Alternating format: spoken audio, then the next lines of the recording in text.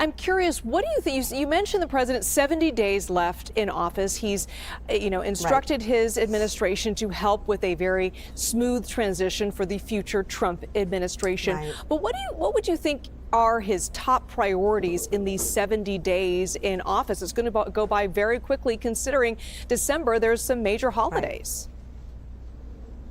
Well, the top priority is one of the most lasting priorities, which is to make sure that now that Republicans are taking control not just of the White House, but also of the Senate, that he gets as many of his left-leaning judicial nominees confirmed as possible. The Senate is in charge of those confirmations. When Donald Trump was president, he got about 230 right-leaning nominees confirmed to federal courts across this country, and currently Biden's tally stands at about 215. Now, these things take time, as you see the president there and the vice president now walking up to the tomb of the unknown soldier. These things take time. Sometimes the two parties can reach an agreement to kind of speed things up, but in this environment where Republicans are about to take control, that's very unlikely. And Nancy, I just want to keep you here for a moment there. We're looking at this Veterans Day tradition at the Tomb of the Unknown. Let's listen in for a moment here.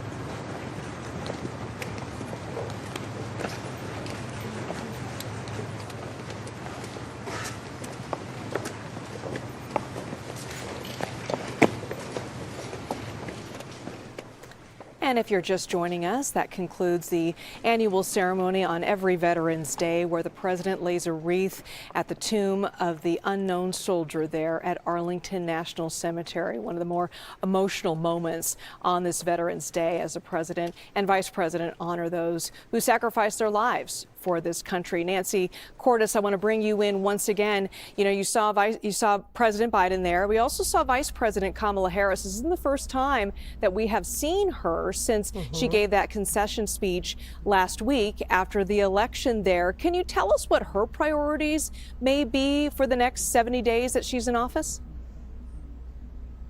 Well, as vice president, she is primarily there to support the president and his agenda. So whether that is getting justices confirmed, whether it's figuring out ways to ensure that all the funds that have been improved by Congress to go towards Ukraine in the form of military humanitarian aid actually make it out the door, she will be there in lockstep with him. And you're right, it was striking to see her standing there next to him along with the Secretary of the VA, Dennis McDonough.